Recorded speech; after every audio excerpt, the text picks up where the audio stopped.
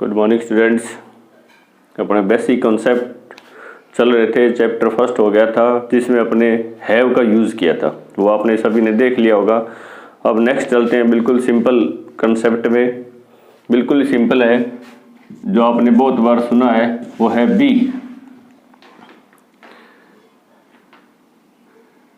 B का मतलब क्या होता है? बी का मतलब होता है होना। बी का मतलब क्या होता है? होना। बी हैव की तरह, जैसे अपने हैव यूज किया जाता है, इसी तरह बी आपके हेल्पिंग वर्ब के रूप में भी यूज की जाती है। हेल्पिंग वर्ब के रूप में भी यूज की जाती है। और अपने कहें तो ऑर्डिनरी वर्ब के रूप में या मेन वर्ब के रूप में भी ये यूज की जाती है। क्या यूज की जाती है? बी। अब देखो, बी जो है अपने आप में फर्स्ट फॉर्म है। बी क्या है? फर्स्ट फॉर्म है। और बी की फर्स्ट फॉर्म और भी होती है। क्या होती है? Is, am, are. बी की फर्स्ट फॉर्म क्या होती है? Is, am, are. Second form क्या होती है? Was, were. सेकंड फॉर्म क्या होती है? Was, were. थर्ड फॉर्म क्या होती है? बीन। पास्ट पार्टिसिपल क्या होता है इसका? बीन होता है। ये क्या है? Past tense, present tense, past participle. और प्रेजेंट पार्टिसिपल इसका क्या होता है? बीइंग होता है। ये क्या होता है? बीइंग होता है। ये इसकी फॉर्म है। कॉम्पिटिटिव एग्जाम में आपके क्या दी होती है? ब्रैकेट में बी दी होती है। चाहे आपसे वो इजेएमआर फिलअप करवाए, चाहे वो आपसे वॉजवर फिलअप करवाए, चाहे वो बीन फिलअप कराए, चाहे वो बीइंग फिलअप कराए, सिर्फ ब्रैकेट में क्या मिलती है? बी। तो बच्चे भ्रमित हो जाते हैं। बी इजेएमआर लगाना तो बी दिया हो, तो अगर किसी को फर्स्ट फॉर्म इसकी पता नहीं है तो बच्चे डेफिनेटली रॉन्ग करके आते हैं। ठीक है ना? चाहे वो किसी भी तरह का कॉम्पिटिटिव एग्जाम हो। ये अब ये हेल्पिंग वर्ब के रूप में यूज की जाती है। बहुत बार आप यूज करते हो, आज तक बहुत बार यूज किया आपने। ठीक है ना? तो सबसे पहले इसका यूज करते हैं हेल्पिंग वर्ब के रूप में यूज किया जाता है इसका हेल्पिंग। फिर अपने लेके चलेंगे ऑर्डिनरी वर्ब या मेन वर्ब के रूप में भी इसका यूज किया जाता है। ठीक है ना? Main verb. तो सबसे पहले लिखो हेल्पिंग वर्ब। हेल्पिंग वर्ब सहायक क्रिया जिसको अपने कहते हैं, ऑक्सिलरीज वर्ब जिसको कहते हैं, सहायक क्रिया भी इसको कहते हैं, ऑक्सिलरीज वर्ब भी इसमें कहते हैं। जैसे मैंने आपको कहा था, एनोमलस वर्ब एक वर्ड मैंने यूज किया था। जो टोटल कितने होती हैं? 24 एनोमलस वर्ब होती है, जिसमें बी भी शामिल है, इजेएमआर भी शामिल है, वॉजवर भी शामिल है, ये शामिल है। ठीक है ना? ये बी जो आपके मेन वर्ब में अगर यूज की जाए, इसको इर्रेगुलर वर्ब कहते हैं। क्या कहते हैं इसको? इर्रेगुलर वर्ब भी कहा जाता है। ठीक है ना? इर्रेगुलर, इसकी जो इर्रेगुलर वर्ब जिसकी सेकंड और थर्ड फॉर्म क्या होती है? अलग होती है, चेंज होती है। सेम हो तो रेगुलर वर्ब होती है। सेम अगर तीनों फर्स्ट सेकंड थर्ड तीनों रहे सेम, तो वो क्या कहलाती है? रेगुलर वर्ब कहलाती है। तो इर्रेगुलर वर्ब भी है, जिसका यूज अपन करने जा रहे हैं हेल्पिंग वर्ब के रूप में। हेल्पिंग वर्ब मतलब सहायक क्रिया के रूप में। सहायक क्रिया के रूप में कंटिन्यूस, जो पहला अपन इसमें देखते हैं कि कंटिन्यूस टेंस, कंटिन्यूस टेंस है। कंटिन्यूस कौन सा टेंस? प्रेजेंट कंटिन्यूस टेंस में भी इसका यूज किया जाता है। कैसे यूज किया जाता है आपको मैंने बताया था, कैसे यूज किया जाता है। ये is, am, are plus present participle. Present participle, present participle क्या होता है? बार बार मैं यूज बता रहा हूं इसके। प्रेजेंट पार्टिसिपल क्या होता है? वी फर्स्ट आईएनजी होता है। प्रेजेंट पार्टिसिपल क्या होता है? वी फर्स्ट आईएनजी होता है प्रेजेंट पार्टिसिपल। इट मीन्स इसका हिंदी में होता है रहा है। अब ये is, am, are, is, am, are, अगर इज यूज किया जाता है तो इसका मतलब होता है। अगर आर यूज किया जाता है इसका मतलब होता है। इसका मतलब क्या होता है? ये। और एम क्या होता है? हूं। एम का मतलब क्या होता है? हूं। ये इस तरह से जा रहा हूं, एम लगाओगे, जा रहा है, इज लगाओगे, जा रहे हैं, तो क्या आर लगाओगे और आगे वी फर्स्ट आईएनजी लगता है, इट मींस प्रेजेंट कंटिन्यूस में टेंस में इसका यूज किया जाता है। बी की कौन सी फॉर्म है, ये हेल्पिंग वर्ब है। ये क्या है, हेल्पिंग वर्ब। अगर आपको मैं एक सेंटेंस इस तरह से दे दूं कि he is a student, he is a student, अब बताओ यहां इज क्या है, हेल्पिंग वर्ब है कि मेन वर्ब है? तो आप ये नहीं देखो सर इज यहां है और इज यहां भी है तो ये हेल्पिंग वर्ब हो जाएगी, नहीं ये आपकी क्या होगी, मेन वर्ब। अब देखो इस इज का ही मतलब क्या है, ये है कि वह एक विद्यार्थी है, तो ही इज स्टूडेंट, ठीक है ना। अब मैंने आपको कहा था बी का मतलब होता है होना, ये मेन वर्ब के रूप में इसके आगे अपने करेंगे। तो अगर आपको डायरेक्ट इज एम आर आता है और उसके आगे कोई भी नाउन आता है तो वो मेन वर्ब होती है। ये सहायक क्रिया ये इस टेंस बनाने में यूज की जाती है, कंटिन्यूस टेंस बनाने में आईएनजी के साथ ये टाइम को बताती है, प्रेजेंट टाइम को बताती है ये, ठीक है ना। इसी तरह ये क्लियर हो गया, जैसे वह जा रहा है तो ही इज गोइंग, गोइंग क्या है आपका, प्रेजेंट पार्टिसिपल है वह। अगर आई हो तो एम, वी होता तो क्या हो जाता आर, कि we are going, we are going. बिल्कुल सिंपल सेंटेंसेज है। तो इसका प्रथम यूज है कि प्रेजेंट कंटिन्यूअस टेंस बनाने के लिए यूज किया जाता है। फिर देखो नेक्स्ट है past continuous, past continuous tense में भी ये यूज किया जाता है, past continuous tense, past continuous tense में भी ये यूज किया जाता है, पास्ट कंटिन्यूअस टेंस में भी ये यूज किया जाता है। पास्ट कंटिन्यूअस में क्या लगता है, वॉज वर लगता है ना, बी की सेकंड फॉर्म, ये टाइम बताती है, ये पास्ट को बताती है सेकंड फॉर्म। और क्या लगता है, प्रेजेंट पार्टिसिपल लगता है, क्या लगता है, प्रेजेंट पार्टिसिपल यूज किया जाता है, वी फर्स्ट आईएनजी। अब वॉज अगर कहीं लिखा हुआ है तो इट मीन्स क्या था, और कहीं लिखा हुआ है वर तो इसका मतलब हो जाएगा थे, क्या हो जाएगा, थे। अब वो ये हिंदी में क्या है, रहा है था, और यहाँ क्या हो जाएगा, रहा था, रही थी, रहे थे। तो ये पास्ट कंटिन्यूस में भी हेल्पिंग वर्ब के रूप में यूज किया जाता है बी की, ये बी की सेकंड फॉर्म हेल्पिंग वर्ब के रूप में यूज की जा रही है, ठीक है ना। अब देखो अगर आता है ही, शी, इट और कोई भी सिंगुलर आता है तो इसके साथ क्या लगाना होता है, वॉज लगाना होता है। और वी, यू, दे और कोई भी प्लूरल नाउन आए तो इसके साथ क्या लगेगा, वर लगेगा। आई एक स्पेशल है, आई के साथ क्या लगता है, वॉज लगता है, आई के साथ क्या लगता है, वॉज, आई वॉज, ठीक है ना।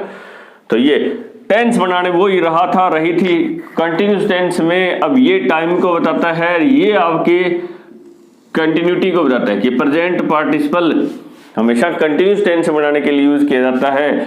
वर्तमान हो, इजएमआर हो तो वो वर्तमान होता है, वोज वर ये सेकंड फॉर्म है, ये पास्ट को बताती है।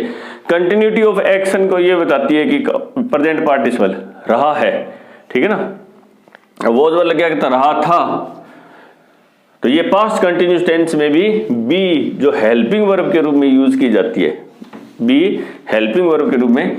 अब देखो फ्यूचर कंटिन्यूज में भी यूज किया जाता है, फ्यूचर कंटिन्यूज में भी ये यूज किया जाता है। फ्यूचर कंटिन्यूस टेंस बनाने के लिए क्या यूज करते हैं अपने, शेल का यूज करते हैं, विल का यूज करते हैं, फिर बी का यूज किया जाता है, और ये आईएनजी, ये क्या है, present participle.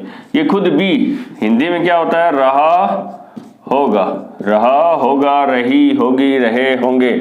I shall be going, Hindi क्या होगी, आई शैल बी गोइंग, कि मैं जा रहा होऊंगा, शैल बी गोइंग, ठीक है ना। He will be going, he will be reading, he will be reading, वह पढ़ रहा होगा, ही विल बी रीडिंग, वह पढ़ रहा होगा, ही विल बी रीडिंग, मैं जा रहा हूँगा, आई शैल बी गोइंग। तो कंटिन्यूस टेंस बढ़ाने के लिए भी किसका यूज किया जाता है, बी का यूज किया जाता है, ठीक है ना।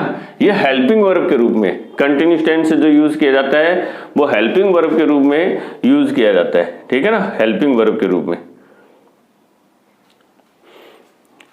नेक्स्ट देखो, अब देखो जितनी भी ये हेल्पिंग वर्ब है इसकी नेगेटिव फॉर्म हो, अगर इन सभी की नेगेटिव फॉर्म हो तो कैसे होगी कि इज, एम, आर, वॉज, वर, ठीक है ना, के बाद क्या लग जाएगा, नोट लग जाएगा, और उसके बाद में क्या लग जाएगी, आईएनजी लग जाएगा कि मैं नहीं जा रहा हूं, आई एम नॉट गोइंग, ठीक ना, वह नहीं जा रहा है, ही इज नॉट गोइंग, ठीक है ना, पास्ट कंटिन्यूस।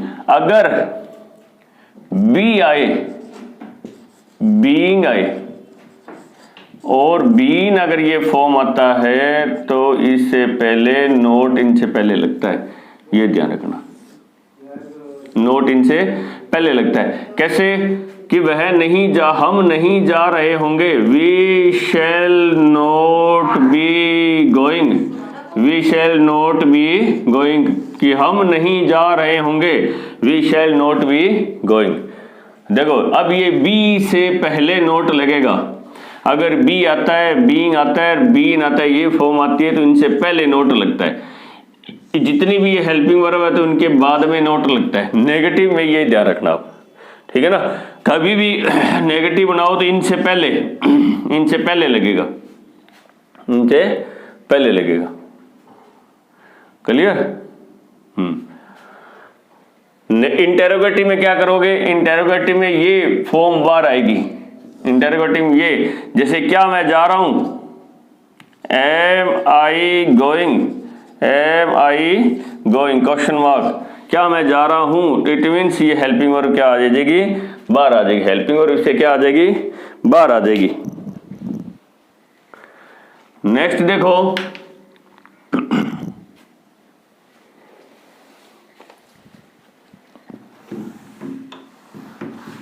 नेक्स्ट जो बी का यूज किया है वो है be plus about to verb की first form, be plus about to verb की, ने वाला हिंदी में आता है इसका, ने वाला है, था,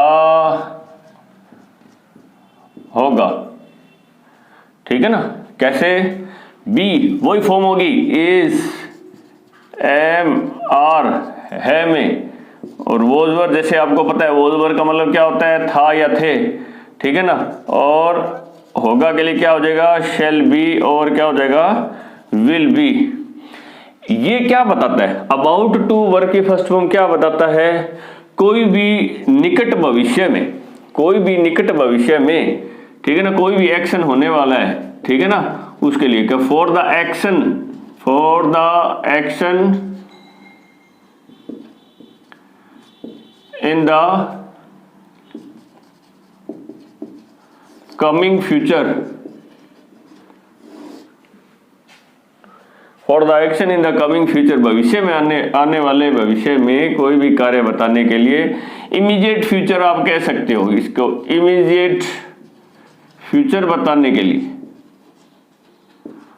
लिए क्या यूज किया जाता है, is, am, are, about to verb की फर्स्ट फॉर्म।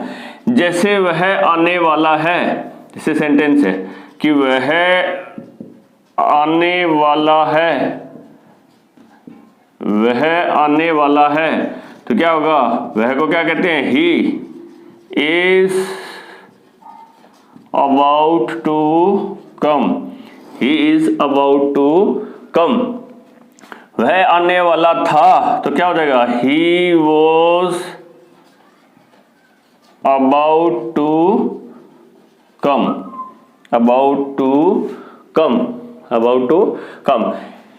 अगर ये बी अबाउट टू वर्ब की फर्स्ट फॉर्म आप यूज कर दो, या इसमें एक और बताता हूं, on the point, on the point of plus gerund वाला जो स्ट्रक्चर है, ऑन द पॉइंट ऑफ जिरिंड का जो स्ट्रक्चर है वो भी इसमें यूज किया जा सकता है। जैसे कि he is about to come, ये जो वाक्य है अपने ऐसे भी लिख सकते हैं, कैसे कि he is on the point of coming, he is on the point of coming. इससे पहले बी की स्ट्रक्चर यूज की जाएगी। Be on the point of Geraint. Geraint का मतलब क्या होता है? आईएनजी। जो प्रपोजिशन के बाद हमेशा आईएनजी लगती है उसको क्या कहते हैं? जेरेंट कहते हैं। उसको क्या कहते हैं? जेरेंट कहते हैं। तो इज अबाउट टू स्ट्रक्चर वाले में वॉज अबाउट टू, ये देखो वह आने वाला था, he was about to come. क्या हो गया? He was about to come. ठीक है ना? क्लियर? तो ये है आपका बी का यूज, इजेमआर का यूज सिर्फ हेल्पिंग वर्ब के रूप में। अभी तक मैंने बताया सिर्फ हेल्पिंग वर्ब। अब अपने मेन वर्ब के रूप में लेके चलते हैं। ये क्लियर हो गया? हाँ, इसको दोबारा लिखा जा सकता है। ये लिख दिया, he is on the point of coming, he was on the point of coming, ऐसे भी लिखा जा सकता है, ऐसे भी लिखा जा सकता है। अब देखो अपने करते हैं मेन वर्ब ऑर्डिनरी वर्ब के रूप में बी का यूज। ऑर्डिनरी वर्ब के रूप में मेन वर्ब आप कह सकते हो। सेकंड यूज इसका लिखो मेन वर्ब के रूप में। मेन वर्ब के रूप में भी बी का यूज किया जाता है। जहां मैंने आपको बताया था बी का मतलब होता है होना। बी का मतलब क्या होता है? उपस्थित होना। बी का मतलब क्या होता है? उपस्थित होना, होना, हाजिर होना, जाकर आना। आप कहोगे सर जाकर आना कैसे होता है? इसका भी यूज किया जाता है। जाकर वापस आना या जाकर आना, कहीं घूमकर आना, भ्रमण करके वापस आना, उसका भी मतलब बी होता है। बी का यूज किया जाता है। इसमें भी बी का यूज किया जाता है। तो सबसे पहले देखो, एक और लिख देता हूं, विराजमान होना। तो बी का फर्स्ट यूज अपने करते हैं कि बी जो यूज की जाती है वो एग्जिस्टेंस बताने के लिए, ठीक है ना, आपकी उपस्थिति बताने के लिए बी का यूज किया जाता है। या बी का यूज किया जाता है एडजेक्टिव के साथ, एडजेक्टिव विशेषण के साथ बी का यूज किया जाता है। नंबर 1 इसका पहला यूज अपने करने जा रहे हैं। नंबर 1 जो पहला यूज है वो अपने करने जा रहे हैं। जैसे एग्जिस्टेंस कैसे बताता है कि he is a doctor, he is a doctor, कि वो वर्तमान में एग्जिस्ट है, विराजमान है, वो एक डॉक्टर है, वो एक इंजीनियर है। सी इज ए टीचर, कि वो एक अध्यापक है, वो एक अध्यापक है। ये कैसे यूज किया जाता है कि ही इज इंटेलिजेंट, कि वह बुद्धिमान है। ही इज इंटेलिजेंट, वह बुद्धिमान है। He is smart, he is long, he is tall, वह लंबा है। मतलब विशेषण के साथ यहां वह लंबा था, ही वॉज, ठीक है ना, वह होगा। देखो ये 3 में यूज किया जाता है। जैसे मैंने आपको बताया था इज, एम, आर, है, ये बनता है, हूं या है। वॉज का मतलब क्या था? वॉज का मतलब था या थे। और शैल और विल बी का मतलब होगा। विल बी का मतलब क्या होगा? होगा। इसका था या इसका थे। और इसका मैंने बताया था है, हूं और है। ये बताया था कि वह एक विद्यार्थी है। He is a student, he is a, वह एक विद्यार्थी था, तो ही वॉज ए स्टूडेंट। वह एक विद्यार्थी होगा, he will be a student. He is a student, he was a student, he will be a student, कि वह एक विद्यार्थी होगा, वह एक विद्यार्थी होगा, ठीक है ना। एग्जिस्टेंस बताने के लिए, विशेषण बताने के लिए वो इंटेलिजेंट है, वो स्मार्ट है, वो टॉल है, वो, ठीक है, वेटी है, बड़ा वजनी है। तो इसके लिए ये सारे विशेषण इसमें यूज किए जाते हैं कि he is big, he is small. ये बहुत सारे मतलब इज के साथ, वॉज के साथ, वर के साथ, ठीक है ना। दे वर नोटी, वे शरारती हैं। तो नोटी यहाँ पे क्या है? विशेषण है। नोटी यहाँ पे क्या है? विशेषण है। ये यूज किया जाता है। क्लियर? ये पहला यूज अपने के एग्जिस्टेंस बताने के लिए, विशेषण बताने के लिए इसका यूज किया जाता है। बी का प्रयोग डायरेक्ट बिल्कुल सिंपल अपने यूज करते हैं, ठीक है ना। बिल्कुल विशेषण होगा, उसके आगे कोई भी नाउन प्रनाउन, राम हो सकता है, श्याम हो सकता है, ठीक है ना, कृष्ण हो सकता है, कि वो कैसा है एक आए तो है इज, बहुत सारे है वो हैं, और हूं तो एम, था वोज, और थे के लिए क्या लगाओगे, वर लगाओगे, होगा उसके लिए विल बी या शैल बी यूज किया जाता है। सेकंड है ये टू एक्सप्रेस का मतलब होता है अभिव्यक्त करना। टू एक्सप्रेस का मतलब होता है अभिव्यक्त करना, बताना। टू एक्सप्रेस फिजिकल और mental condition, to express physical और मेंटल कंडीशंस बताने के लिए ये यूज किया जाता है। मानसिक स्थिति बताने के लिए ये यूज किया जाता है। फिजिकल कंडीशंस बताने के लिए ये यूज किया जाता है। फिजिकल कंडीशन अगर बतानी हो तो ये यूज किया जाता है। जैसे कि I am hot, I am cold, शांत है, ठीक है ना। I am hot, I am cold. जैसे फिजिकल कि ही इज हैप्पी, ये कंडीशंस बताने के लिए ये यूज किया जाता है। फिजिकल और मेंटल कंडीशंस बताने के लिए ये यूज किया जाता है, ठीक है ना। फिजिकल और मेंटल कंडीशन बताने के लिए ये यूज किया जाता है। सिर्फ ये इजेएमआर में अगर इसमें एक नोट लगा लेना, अगर इसमें कंटिन्यूज में यूज किया जाए, कंटिन्यूज में कैसे यूज किया जाएगा कि आपका is, am, are, was,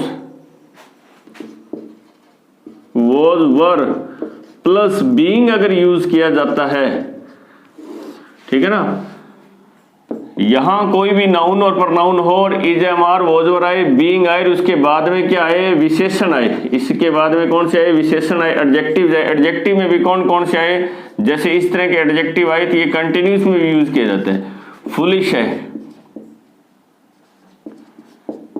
quite है, फुलिश है, क्वाइट है, इसके लिए भी ये यूज किया जाता है। जैसे गुड, बैड, नॉइजी, इन विशेषण के साथ ये कंटिन्यूज में भी यूज किया जाता है। इन दोनों में फर्क कैसे होगा, जैसे दो सेंटेंस मैं आपके सामने दे रहा हूं कि ही इज गुड, एक सेंटेंस है। अगर ये सेंटेंस लिखा कि he is being good, he is being good, इन दोनों सेंटेंस में डिफरेंस बताओ, इन दोनों में क्या डिफरेंस है।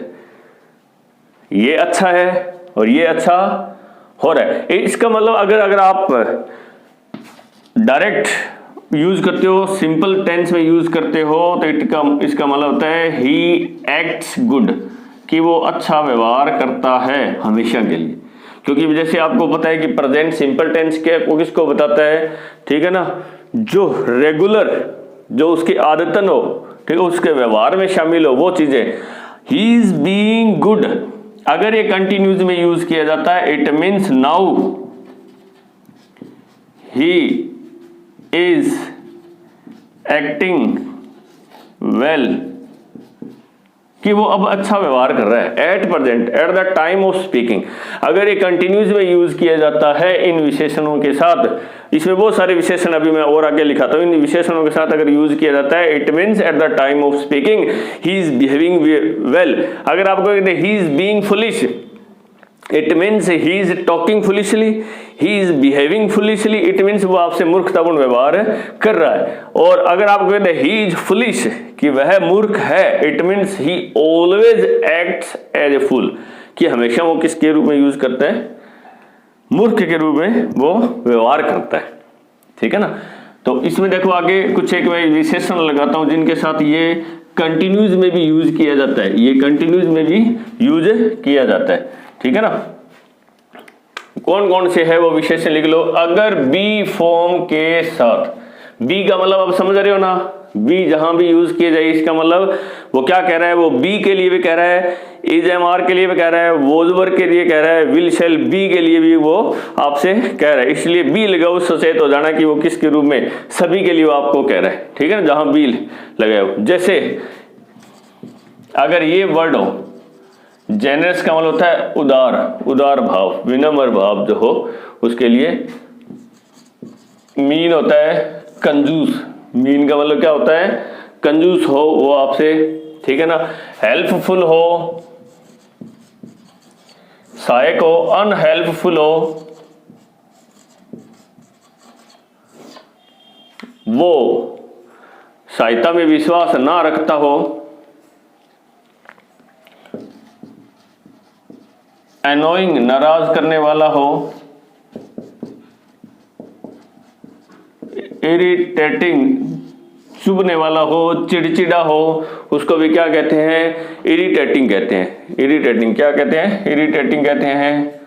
क्लेवर हो, स्टूपिड हो, स्टूपिड क्या होता है, मूर्ख, स्टूपिड क्या होता है, मूर्ख हो, ठीक है ना, स्टूपिड क्या होता है, मूर्ख। इकोनॉमिकल मितव्ययी हो, एक्स्ट्रावेगेंट खर्चीला हो, एक्स्ट्रावेगेंट क्या होता है, खर्चीला हो, ठीक है ना।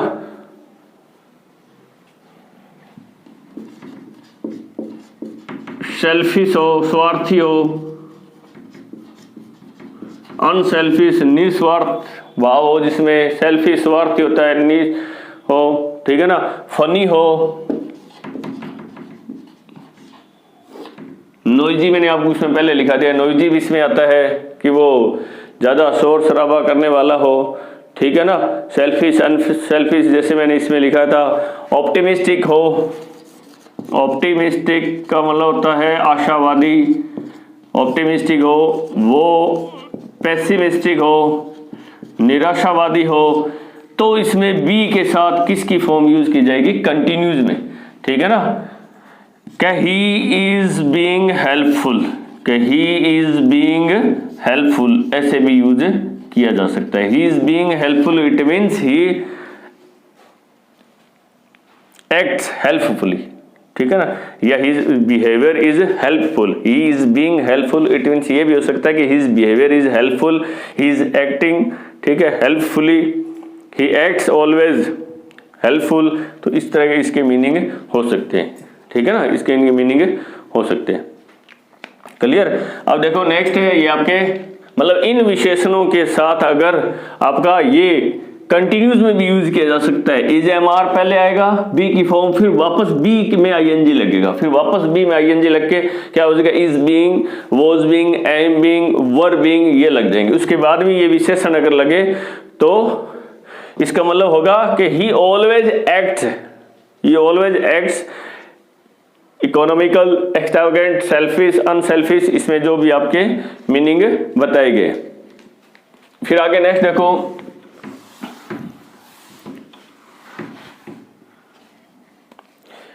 जैसे मैंने इसमें आपके लिखा था जाकर आना, ये लगभग जो परफेक्ट टेंस में यूज किए जाते हैं, परफेक्ट टेंसेस में यूज किए जाते हैं, परफेक्ट टेंस में यूज किए जाते हैं। जैसे कहीं लिखा हुआ है कि he has been to Jaipur,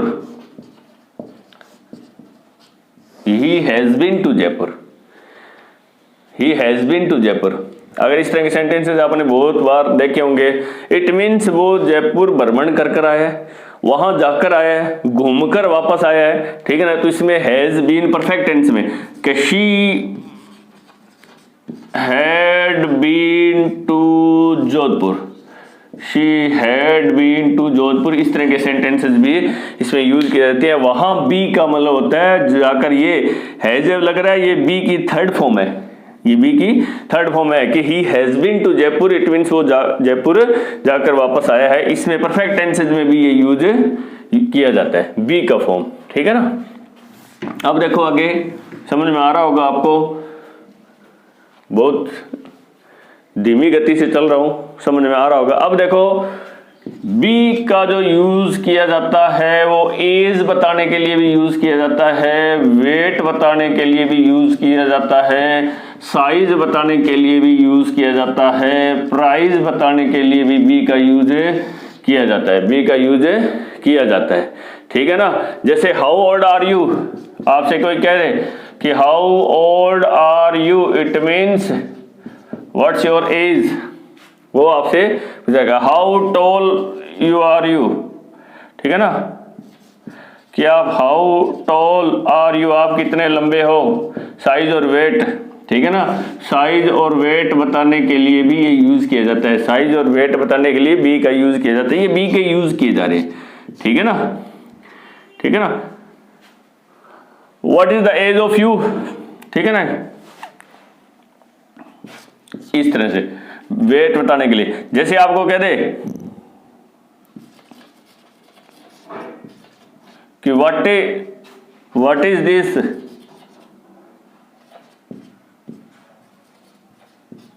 melon, what is this melon, अगर आपको लिखोगे तो how what is this melon, इसमें ऐसे लिखो कि what does this melon cost. अगर ये व्हाट के साथ आपको डज लगाना पड़ेगा, उसमें होगा what does this melon cost, अगर तो इसमें क्या आएगा कि how much is this melon, melon का मतलब होता है तरबूज। ठीक है ना, how much is this melon, यहां इज का यूज किया जाएगा। इसका विस्तारित रूप ये है कि इसकी कॉस्ट क्या है, what does this melon cost, what does this melon cost. ठीक है ना, ये इस तरह से एज बताने के लिए, वेट बताने के लिए, साइज बताने के लिए, प्राइस बताने के लिए। ठीक है, साइज इसमें पहले से लिख चुके हैं, साइज बताने के लिए, वेट, हाइट बताने के लिए। ठीक है ना, हाइट बताने के लिए भी ये यूज किया जाता है। किसका यूज किया जाता है, बी का यूज किया जाता है, कि डायरेक्ट ये is am are was were जैसे यूज किया जाता है। ठीक है ना, कि हाउ टॉल वर यू, आप कितने लंबे थे। ठीक है ना, व्हाट वॉज द प्राइज, ठीक है ना, what was the price of this melon, what was the, past में लिखा जा सका, what was the price of this pen, इस पेन का क्या मूल्य है। तो वॉज वर का प्रयोग बिल्कुल सिंपल है। अब आपको पता होनी चाहिए इज कहाँ लगता है, जो मैंने आपको बताया ही, शी, इट सिंगुलर के साथ इज लगता है, वॉज लगता है, वर प्लूरल में लगता है, आर भी प्लूरल में लगता है, आई के साथ एम लगता है, वॉज लगता है। ठीक है ना, ये जैसे आपने कहानी सुनी होगी once there was a king, उसमें होता था या था, जैसे वो जो लग रहा है वो क्या है यहाँ पे, अब समझ में आ गया होगा आपको। ये मेन वर्ब है कि हेल्पिंग वर्ब है, ये मेन वर्ब है, क्योंकि यहाँ आगे हेल्पिंग वर्ब तो वॉज वर्ब के साथ आईएनजी आए तो आए। ठीक है ना, तो वॉज वर्ब आ रहा है, इट मीन्स ये मेन वर्ब है आपकी। ठीक है ना, बहुत अच्छा लगा होगा आपको, उम्मीद है इसी साथ जुड़े रहिए। आगे नेक्स्ट टॉपिक, बिल्कुल ये सिंपल टॉपिक अपने लेके चल रहे हैं, इसके आगे धीरे धीरे जो टॉपिक आपके मुश्किल होते जाएंगे, आप इनके साथ नोट्स बनाएं और हिंदी में लाइनें लिखें, कोई सेंटेंस लिखें तो उसे इंग्लिश बनाने का प्रयास करें। उम्मीद है आपको इंग्लिश आना शुरू हो जाएगी। और आगे नेक्स्ट वीडियो में मिलते हैं, इसको लाइक और सब्सक्राइब जरूर करें और जुड़े रहिए इस चैनल से। Thank you.